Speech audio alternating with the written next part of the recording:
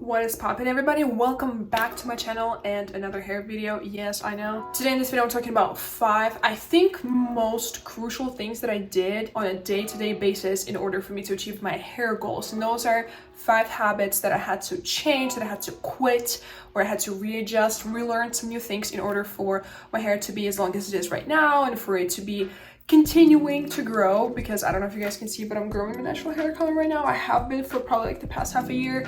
I have not dyed it or anything, but anyways, that's not the topic of this video. I am going to show you 5 most important things that I think I changed in my routine for me to achieve my hair goals. I don't like long introductions, but I do want to briefly say about how my hair used to be like, what struggles I went through in my whole hair growth journey, and I will insert a picture of my hair used to look like, and you guys can see that it's pretty short and it would never grow past my shoulders, which I have been seeing a lot of people are struggling with, and that's also one of the reasons why I decided to make this video, is because I'm seeing a lot of people like, how do you even like freaking grow your hair past your shoulders? I'm like, well, this is the exact problem that I had, and this is how I got rid of this, and this is how I am doing this. So I used to have very frizzy hair. My hair is on its own. I don't know if it's my genes or anything, but I do have very thin hair since birth. I was able to make it thicker and fuller. I was able to make it not as damaged as it used to be. I was able to recover it. I was able to grow it past my shoulders because it never would.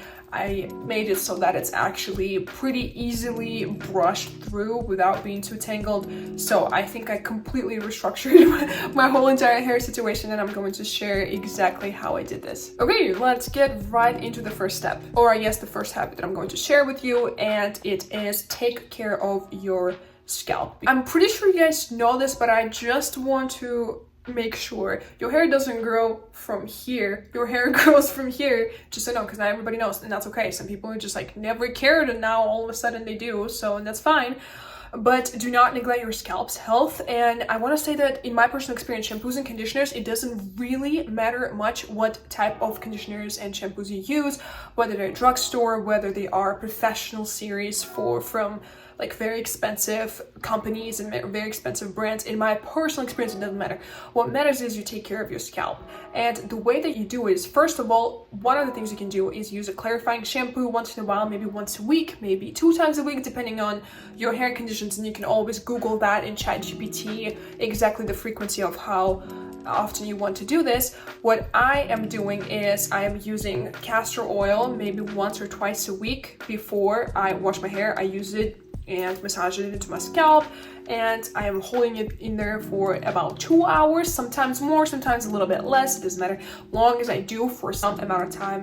I think that it really helps. I've also been using a lot of hair growth oils, and castor oil is also a hair growth oil because that's the same reason you put it on your eyebrows and your lashes, if you will. And just any growth oils, any oils, honestly, castor oil, growth oils, changed my life, changed the amount of time that I need for my hair to grow. And this is especially important in long term, because if you're just trying to grow your hair without using anything to promote the growth, you might grow it naturally, but it will take you much longer to achieve the same length that you could have achieved if you just used hair growth oils. And I do that, and I also use this little scalp massaging thing. Not all the time, not every time that I wash my hair, maybe like once a week, 2 times a week. I'm just using it while I'm in the shower, washing my hair, probably for about a few minutes. Of course, you can always use your fingers to massage your hair, not your nails, your fingers. And I think that scalp health is so important for there to be room for new hairs to grow. Just like you can see with this little baby hairs that I have right here all over the place. Number 2, now that we talked about the scalp, another very important thing is the whole entire length of your hair. I do not recommend going to the hairdresser and cutting off completely the whole entire damaged hair length that you have, because I feel like this is just demotivating, extremely demotivating. And especially if you are not starting with longish hair right away, if you're starting with something like relatively short, and cutting off like 2 inches of your hair would be pretty damaging to, I feel like, your just mental state and even willingness to do anything.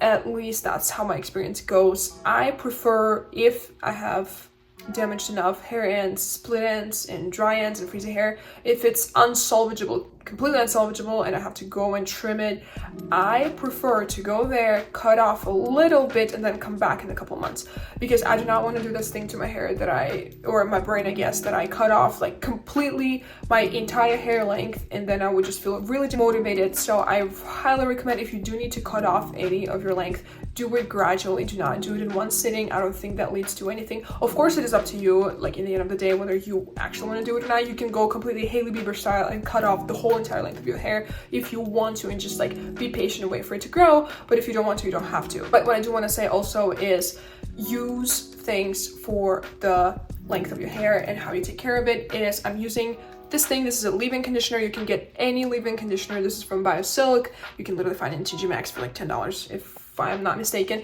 Another thing that I have been using for years is Olaplex No. 6 bonding cream. I think it's a bond smoother, that's what it's called, but it's Olaplex No. 6.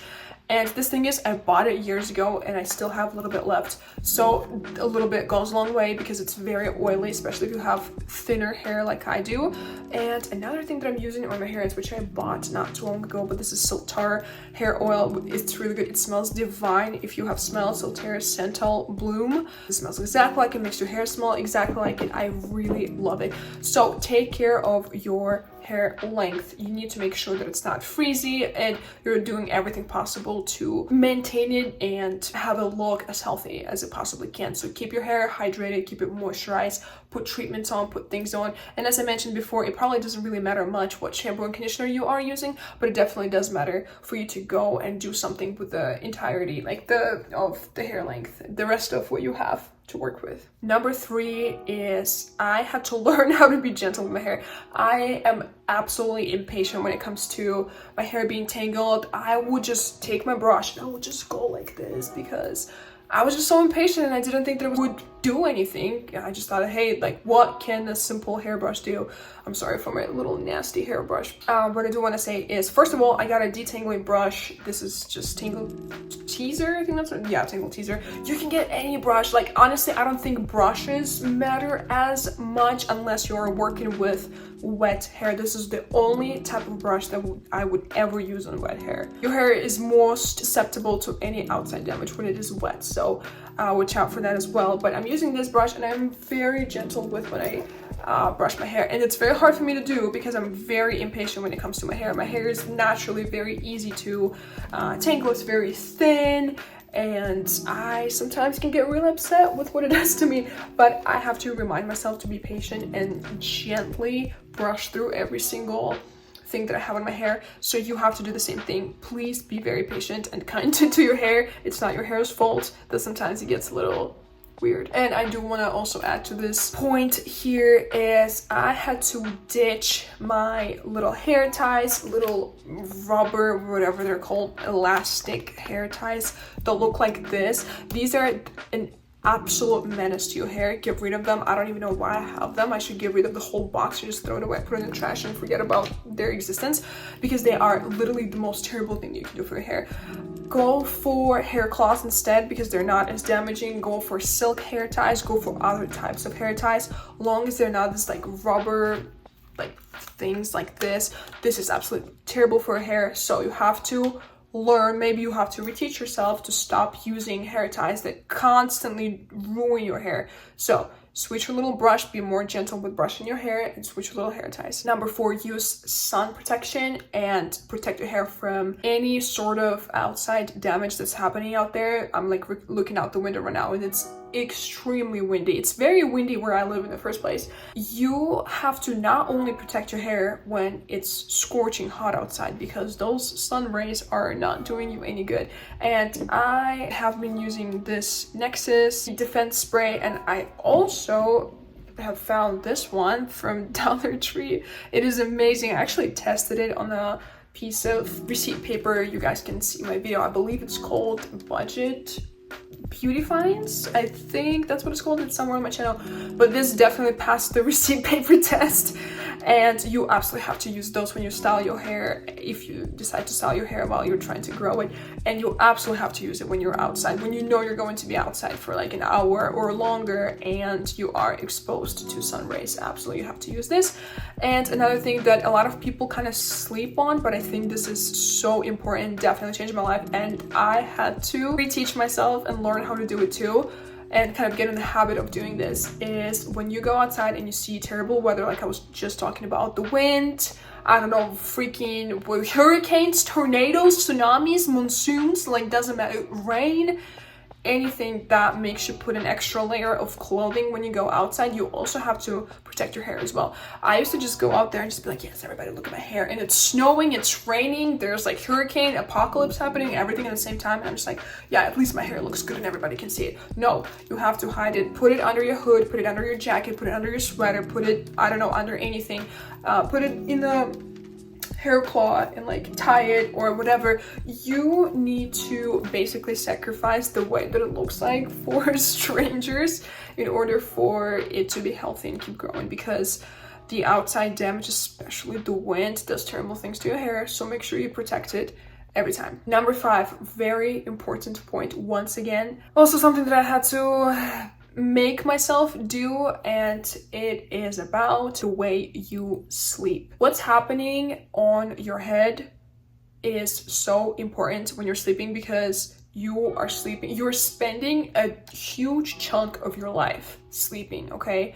And you have to understand that this is, let's say, 8 hours every single day that you have no control, practically no control over what's happening. And this is insane. Like 8 hours of your day is a freaking lot of time. So you have to make sure that you do not just let your hair lay everywhere, especially if you're using cotton pillowcases or anything that is not silk, basically. I have controversial opinions about satin pillowcases. I don't think they're as good as they are marketed to be. But anyways, you do your own research. I'm just saying my opinion here. But especially if you're not using any silk pillowcases, I highly recommend you to either put your hair back in the back of your pillow. Don't just like put it like this and hope that it's not gonna be end up somewhere underneath, like, I don't know, your mattress or something. But you have to make sure that you also protect it when you go to bed. So I personally put it behind the pillow. That's one of the things that I do. Another thing that you can do is you can braid it. I love to braid it and put a little bit of the hair oil on it.